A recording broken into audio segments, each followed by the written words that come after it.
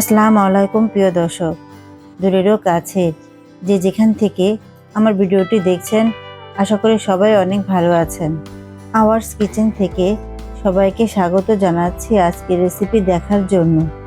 আজ আমি আপনাদের তৈরি করে দেখাবো বেগুন ও সজনে ডাঁটা দিয়ে লটকা শুটকি রেসিপিটি তৈরি করতে আমি যে বেগুনটা ব্যবহার করব দেখতে অনেকটা ছোট, সঠিক নামটা আমি জানি না, অনেকে এটাকে ডিম বেগুন বলে।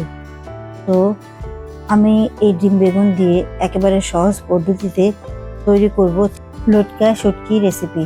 আশা করি আপনাদের কাছে আমার এই রেসিপিটি ভালো লাগবে।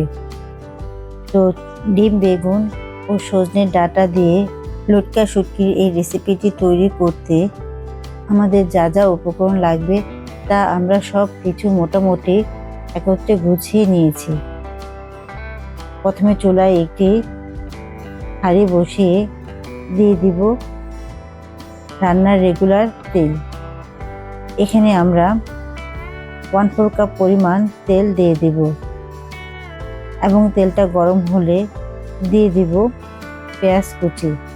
এখানে আমরা 1 কাপ পরিমাণ পেঁয়াজ কুচি দিয়ে দিব। শুটকিতে একটু পেঁয়াজটা বেশি হলে ভালো লাগে। এখন দিয়ে দিব রসুন কুচি। এখানে আমরা 1/3 কাপ পরিমাণ রসুন কুচি দিয়ে দিব। তো এখন আমরা তেলে পেঁয়াজ ও রসুন কুচিগুলো ভালো করে নেড়ে চেড়ে ভেজে নেব। পেঁয়াজগুলোকে আমরা লাল করে ভাজবো না, একটু নরম হলে দিয়ে দিব হলুদের গুঁড়া। এখানে আমরা 1 চা চামচ পরিমাণ হলুদের গুঁড়া দিয়ে দিব। মরিচের গুঁড়া দিয়ে দিব আমরা 2 টেবিল চামচ পরিমাণ। এখন আমরা দিয়ে দিব লবণ। লবণটা আমরা দিব স্বাদ মতো। তো হলুদ, মরিচ ও লবণ গুলোকে আমরা তেলের সাথে একটু ভালো করে নেড়ে চেড়ে ভেজে নেব। তো মশলাগুলো ভাজা হয়ে গেলে এ পর্যায়ে আমরা দিয়ে দিব পানি। এখানে আমরা 1/2 কাপ পরিমাণ পানি দিয়ে আবারও পেঁয়াজ ও রসুনের সাথে পানিটা ভালো করে নেড়ে চেড়ে মিশিয়ে নিব এবং ঢাকনা দিয়ে ঢেকে কিছুক্ষণ রান্না করব। তো আমরা ফিরে আসলাম কিছুক্ষণ পর। মশলাগুলো আমাদের ভালো মতো কষানো হয়ে গিয়েছে। এখন আমরা একটু নেড়ে চেড়ে নেব। নাড়াচাড়া হলে দিয়ে দিব শুটকি। এখানে আমরা লটকা শুটকি 150 গ্রামের মতো দিয়ে দিব। আমি এখানে প্রায় 200 গ্রাম শুটকি নিয়েছিলাম। শুটকিগুলোকে কাটা ফেলে ভালো করে ধুয়ে আমি আমার পছন্দ মতো করে কেটে দিয়েছি। তো শুটকি দিয়ে এখন ঢাকনা দিয়ে ঢেকে কিছুক্ষণ আমরা কষিয়ে নিব। ফিরে আসলাম আমরা কিছুক্ষণ পর। শুটকিটা কষানোর সময় আমি ঢাকনা খুলে 2-1 বার ভালো করে নেড়ে চেড়ে দিয়েছি, কারণ এখন আমি পানিটা দিইনি, তাই নিচ থেকে লেগে যেতে পারে। এখন আমি দিয়ে দিব পানি। এখানে আমি 1 কাপ পরিমাণ পানি দিয়ে শুটকিটাকে ভালো করে কষিয়ে নিব। এখন নেড়ে চেড়ে ঢাকনা দিয়ে ঢেকে শুটকিটাকে আমি কিছুক্ষণ রান্না করব। ফিরে আসলাম কিছুক্ষণ পর। প্রায় 20 মিনিটের মতো শুটকিটাকে আমি ভালো করে চুলা আঁচ লো হিটে রেখে কষিয়ে নিয়েছি। এখন একটু নেড়ে চেড়ে দিয়ে দিব আমার সে স্পেশাল ডিম বেগুন।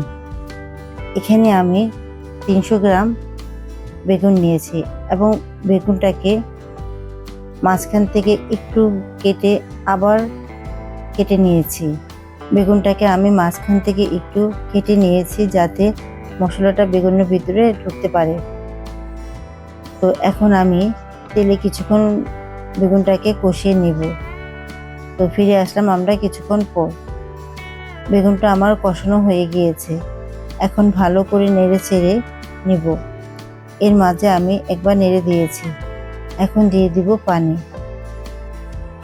1 কাপ পরিমাণ পানি দিয়ে আমি বেগুনটাকে একটু কষিয়ে নেব। এখন পানির সাথে বেগুনটাকে নেড়ে চেড়ে ঢাকা দিয়ে ঢেকে আরও কিছুক্ষণ রান্না করব। তো ফিরে আসলাম কিছুক্ষণ পর।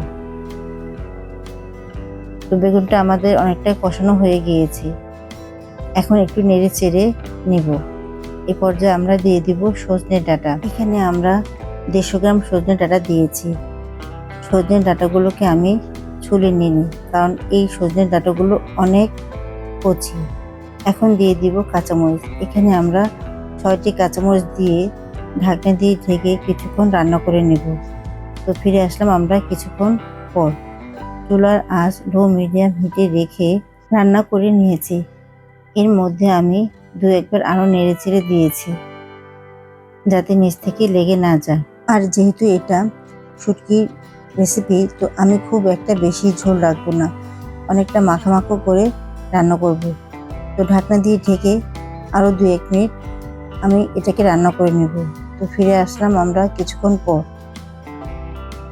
এ পর্যায়ে আমার রেসিপিটি মোটামুটি রেডি।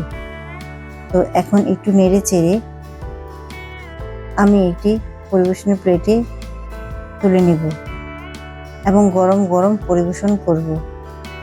রেসিপিটি দেখতে যেমন সুন্দর হয়েছে, খেতেও মাশাআল্লাহ অনেক ভালো হয়েছে। ডিম, বেগুন, সজনে ডাঁটা দিয়ে লটকা শুটকির এই রেসিপিটি খেতে কতটা ভালো হয়েছে আপনারা তৈরি করলে বুঝতে পারবেন।